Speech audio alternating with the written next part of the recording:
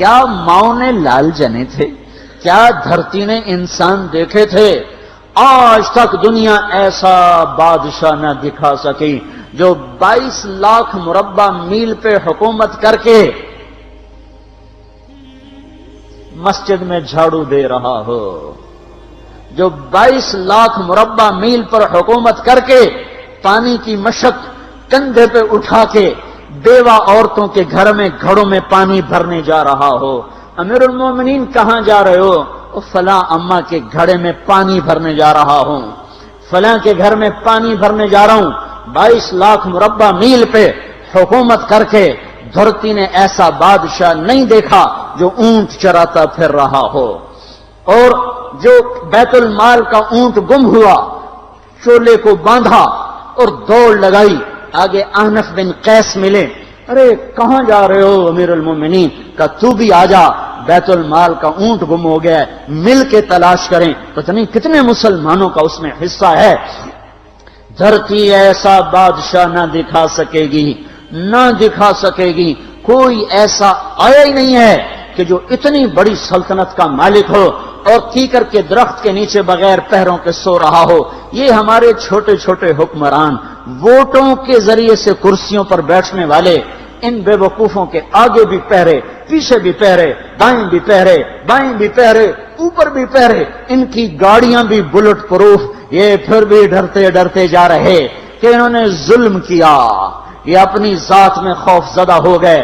عمر نے اپنے نام کے ساتھ فاروق کا لقب آپ نے کہا عمر فرق بین الحق والباطل، عمر وہ عمر ہے جس نے حق اور باطل میں فرق کر کے دکھا دیا، اس لیے یہ فاروق ہے، اس نے حق اور باطل میں فرق کر کے دکھایا، یہ فاروق ہے۔ حسن بصری فرمایا کرتے تھے اپنی محفلوں کو عمر کے ذکر سے سجاؤ۔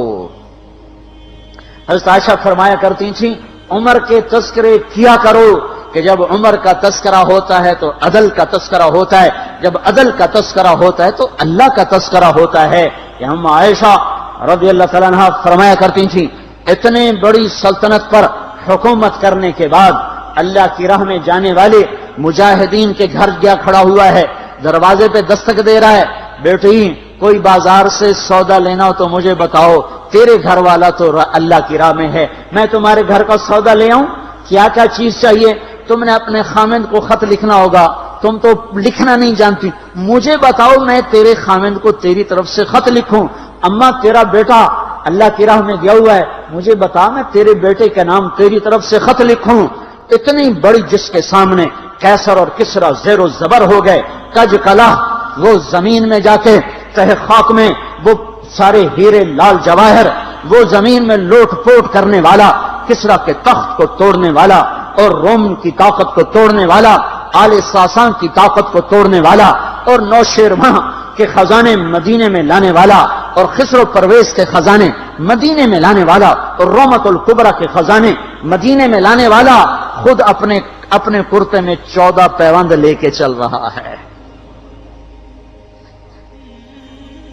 14 پیوند کے ساتھ کرتا ہے، مہینے میں 1 دن گوشت کھاتے تھے،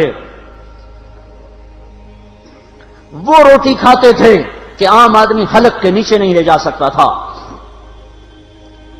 ہے سال کی ابتدا اس شخص کی شہادت سے ہوتی ہے جس کو اللہ نے وہ عزت دی۔ آپ نے کہا میرے 2 وزیر آسمان میں، 2 وزیر زمین میں، آسمان پہ جبریل اور میکائیل میرے وزیر ہیں، زمین پر ابو بکر اور عمر میرے وزیر ہیں۔ آپ فرمایا کرتے تھے ابو بکر عمر اگر کسی بات پہ جمع ہو جائیں تو میں ان کے مشورے کے خلاف کبھی نہ کروں گا۔ ابو بکر تیری مثال ابراہیم کی ہے، عمر تیری مثال نوح علیہ السلام کی ہے، ابو بکر تیری مثال عیسیٰ علیہ السلام کی ہے، عمر تیری مثال موسیٰ علیہ السلام کی ہے۔ آپ مسجد میں آئے، آپ کے دائیں طرف ابو بکر تھے، بائیں طرف عمر تھے، آپ اندر آئے اور کہا دیکھو اسی طرح قیامت کے دن ہم اٹھیں گے کہ میرے دائیں طرف ابو بکر ہوگا، میرے بائیں طرف عمر ہوگا اور ہم ہاتھوں میں ہاتھ دیے ہوئے اٹھائے جائیں گے۔ اور ایک حدیث میں آتا ہے اور میرے قدموں سے بلال کو اٹھایا جائے گا جو نکلتے ہی اذان دے گا، جس کے اسلام لانے نے اسلام کو اونچا کیا، جس کے اسلام لانے نے باطل کو پست کیا، جن راہوں سے عمر گزر جائے شیطان وہ راہیں چھوڑ دیتا تھا۔ عرفات کا میدان تھا، 1.25 لاکھ مقدس ہستیاں سامنے ہیں۔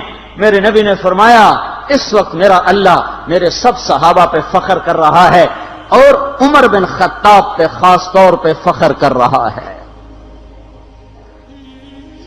خاص طور پہ فخر ہو رہا ہے، عمر بن خطاب پہ خاص طور پہ فخر ہو رہا ہے۔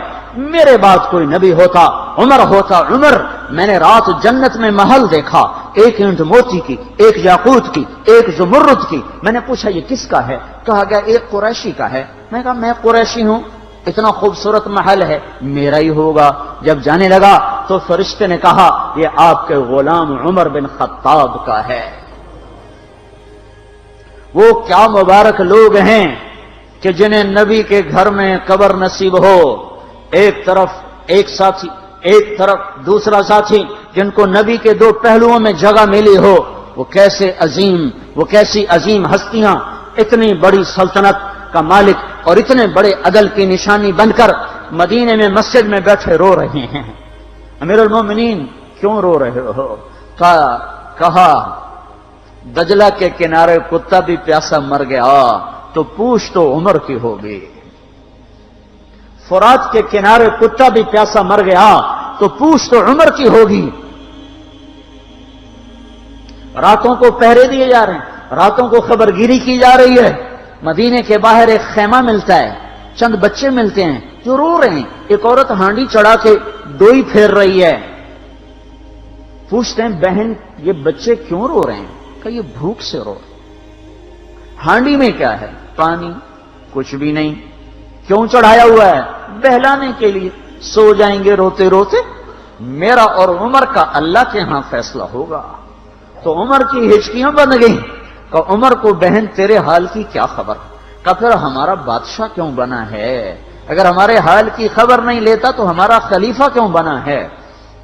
پر لگ گئے، بیت المال سے سامان نکالا، بوری بھری، سر پہ اٹھائی، کمر پہ اٹھائی۔ غلام اسلم نے کہا میں اٹھاؤں؟ کہ قیامت کے دن بھی میرا وزن تو اٹھائے گا۔ اسی طرح بھاگے ہوئے آئے، پنیر نکالا، آٹا نکالا، گھی نکالا، شہد نکالا، ڈال کے ہانڈی میں نیچے آگ، خود دھواں، گیلی لکڑیوں میں پھونکے مار مار مار آگ جلائی، حلوہ تیار کیا، پھر پلیٹوں میں ڈال ڈال کے بچوں کو کھلایا۔ وہ عورت کہنے لگی کاش عمر کی بجائے تو خلیفہ ہوتا۔ تو یہ نہیں کہا کہ میں ہی عمر ہوں، میں ہی عمر ہوں۔ فرمایا جب کل تو امیر المومنین سے ملے گی تو مجھے بھی وہیں دیکھ لے گی، مجھے بھی وہیں پا لے گی۔ پھر وہاں بیٹھ کے دیکھتے رہے، اٹھ کے چل دیے۔ بچے ہنسنے لگے، کھیلنے لگے تو اپنے غلام سے فرمایا میں نے انہیں روتا دیکھا تھا، میرا جی چاہا میں انہیں ہنستا بھی دیکھوں۔ 22 لاکھ مربع میل پہ اسلام پھیلا کر حکومت اس سے بھی بڑے علاقے میں لوگوں نے کی۔ چنگیز نے اس سے زیادہ فتوحات کی، محمود غزنوی نے اس سے زیادہ کی، سکندر تیمور نے اس سے زیادہ کی۔ پر فتوحات کر کے یوں خدمت کر رہا ہو، پانی بھر رہا ہو، اونٹ چرا رہا ہو، امامت کرا رہا ہو، 14 پیوند لگے کپڑوں کے ساتھ خلافت کے تخت پر بیٹھا ہوا ہو، یہ دھرتی میں پھر کوئی نہیں آئے گا۔ ہے نماز میں خنجر لگا، نماز پڑھاتے ہوئے 27 ذوالحج، 27، 28، 29 یکم کو انتقال ہوا۔ یکم محرم موت کے آثار گہرے نظر آئے۔ بیٹے کو بلایا کہ بیٹا جاؤ اما عائشہ سے پوچھ کے آؤ کہ عمر اپنے ساتھیوں کے ساتھ دفن ہونے کی اجازت چاہتا ہے۔ امیر المومنین کے لقب سے بات نہ کرنا، عمر کہنا، عمر، اب میں امیر المومنین نہیں رہا۔ جب وہ پوچھنے گئے تو حضرت عائشہ رو رہی تھیں۔ انہوں نے عرض کیا اما جان میرا باپ اپنے ساتھیوں کا پڑوس چاہتا ہے۔ انہوں نے فرمایا یہ جگہ تو میں نے اپنے لیے رکھی تھی، لیکن اگر عمر چاہتے ہیں تو ان کو مجھ پر فضیلت ہے، میں ان کے لیے دستبردار ہوں۔ انہوں نے واپس آ کر خوشخبری سنائی، مبارک ہو اجازت مل گئی۔ کہ نہیں شاید میرے شرم میں اجازت دی ہو، جب مر جاؤں تو مجھے دوبارہ دروازے کے سامنے رکھ کر پھر جا کے پوچھنا، اس وقت اجازت ملے تو پھر لے جانا، ورنہ مجھے بقیع کی طرف لوٹا دینا۔ اتنے میں حضرت علی آئے، پریشان دیکھا، عمر کیوں موت سے ڈر گئے؟ کہ نہیں، موت کے بعد کی گھاٹی سے ڈر رہا ہوں۔ کہ ڈرو نہیں، میرے ان کانوں نے سنا ہے اور اتنی دفعہ سنا ہے کہ میں گن نہیں سکتا کہ اللہ کے نبی فرمایا کرتے تھے ابو بکر اور عمر جنت کے بڑی عمر کے لوگوں کے سردار ہیں۔ آپ نے فرمایا تو اس بات کی گواہی دے گا؟ کہ میں بھی دوں گا، میرا بیٹا حسن بھی دے گا۔ امام حسن بھی ساتھ تھے۔ کہ میں بھی دوں گا، میرا بیٹا حسن بھی گواہی دے گا۔ پھر بھی ہے جو جنت کی بشارتیں لیے ہوئے ہیں، 10 مبشرہ، ابو بکر جنتی، عمر جنتی، عثمان جنتی، علی جنتی، طلحہ جنتی، زبیر جنتی، ابو عبد الرحمن بن عوف جنتی، ابو عبیدہ بن جراح جنتی، سعید بن زید جنتی۔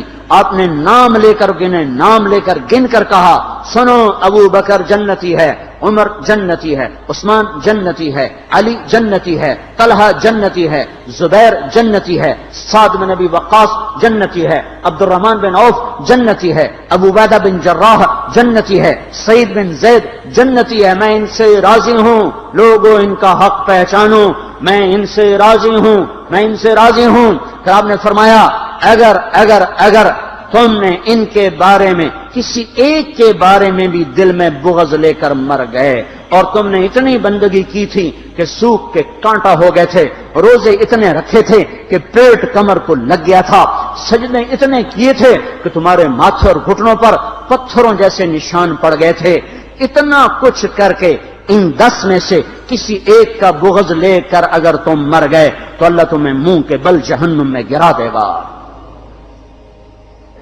لوگوں میں ان سے راضی ہوں، ان کا حق پہچانو، جن کو اللہ بھی رضا کے پروانے دے رہا ہو، جن کو اللہ کا رسول رضا کے پروانے دے رہا ہو، جن کو وزارت کا شرف مل چکا ہو، نبی کے پہلو میں قبر جن کی بننے کا اعلان ہو چکا ہو، وہ موت پر کیا کہہ رہا ہے؟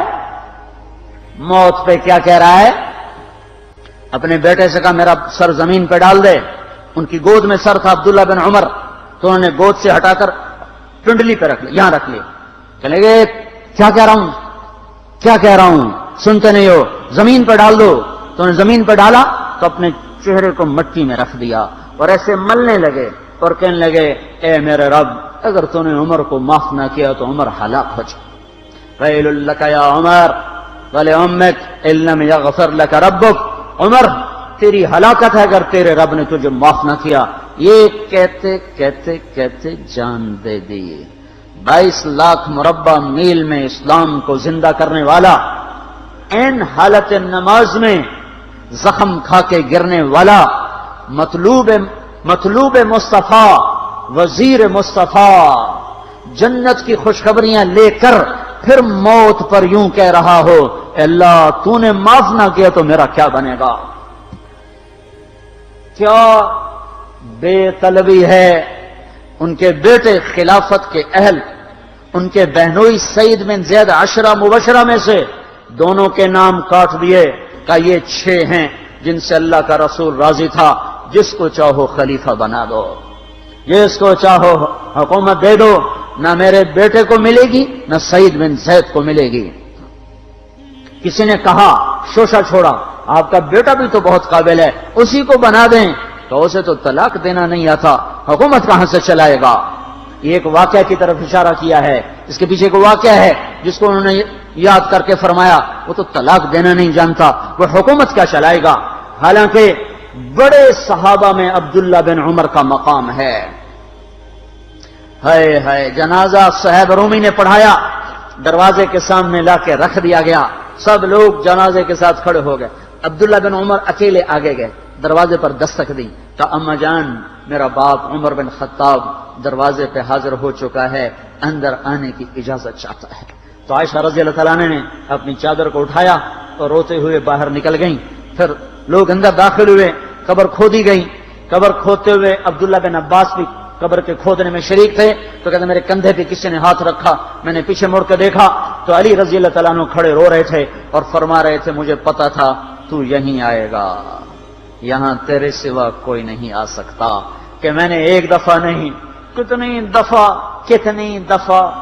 دفعہ میں نے اللہ کے نبی سے یہ بات کا تکرار سنا، میں ابو بکر اور عمر، اس کا اتنا تکرار سنا ہے میں نے کہ مجھے یقین تھا یہیں آئے گا، تو اور کہیں نہیں جا سکتا۔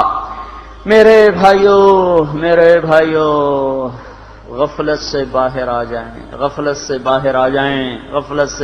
جائیں، یہ دھوکے کا گھر، یہ مچھر کا پر، یہ مکڑی کا جالا، یہ دنیا کہیں ہمیں ہلاک نہ کر دے۔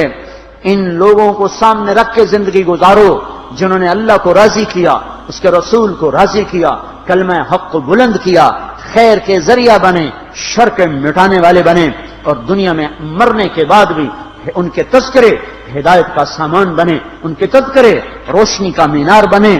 ان کے پیچھے چلو، مغرب کے اندھیروں کی طرف مت دوڑو، وہاں تو سورج بھی ڈوب جاتا ہے، مغرب میں تو سورج بھی ڈوب جاتا ہے، اور تمہیں پکار کے کہتا ہے مغرب کی طرف نہ آنا، ادھر اندھیرا ہے، میں یہاں گم ہو گیا، تم کون سا سراغ ڈھونڈنے آئے ہو؟